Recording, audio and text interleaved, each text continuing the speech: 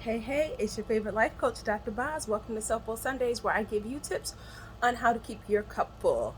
And this week, I want to talk about when we set boundaries with people, because you know boundaries is my thing. But I also want to talk about the boundaries that we set with ourselves and how we deal with people that we set boundaries with in terms of how we're going to respond when they don't respect those boundaries or they don't respect our choices around how we want them to deal with us, right? Because that's what boundaries are.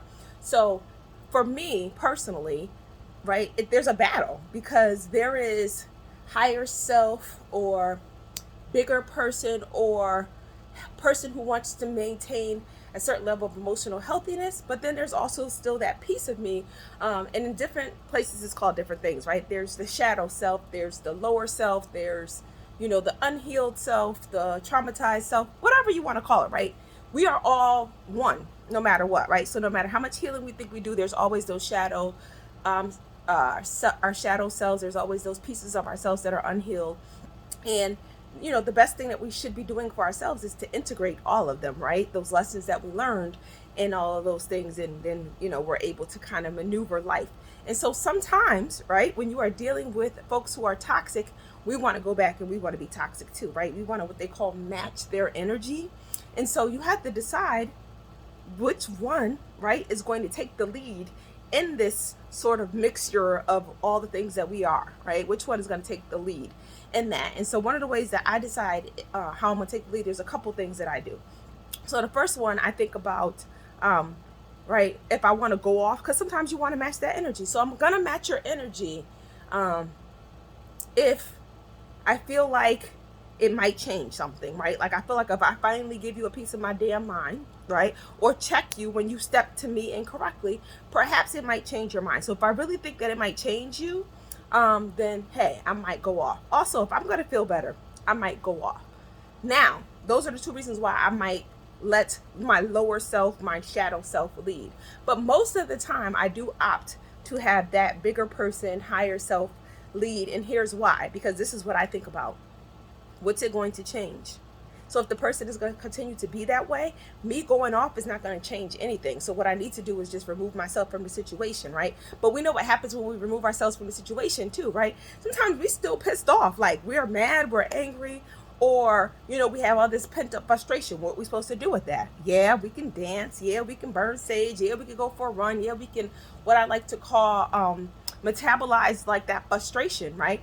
But also, it still doesn't mean that that frustration doesn't rise up in us and it doesn't start to take a hold of us. Yes, we can do something about it as it starts to rise, but it doesn't take away the fact that we're angry or that we're hurt. So what I like to think about is, if I go off, who is it going to impact?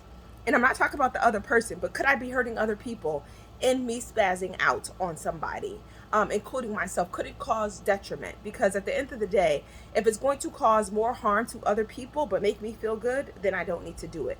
If it's going to cause make me feel good in the moment, but then it's going to create more difficult situations, and if the person's not going to change, or if it's not going to rectify the situation, then I don't need to pop off. And so that's just a little bit of how I make decisions whenever I feel triggered by somebody not respecting my boundaries, or just not respecting me, or somebody who's either manipulative or gaslighting or toxic. I just kind of have this sort of conversation with myself, and we're like, all right, B, what you gonna do? If you do this, then this person's gonna do this, right? Because also we have to remember that other people, some people don't have that higher self, right? Or they haven't found or discovered that higher self, so they're only operating at that toxic level. And for them, that is feeding them, right? When we feed into it and when we match their energy, they like that, because that's that good stuff. I'm getting something back, which is for some people better than you ignoring them, you disengaging, right? Or you being calm. Like, yeah, you being calm sometimes might upset them,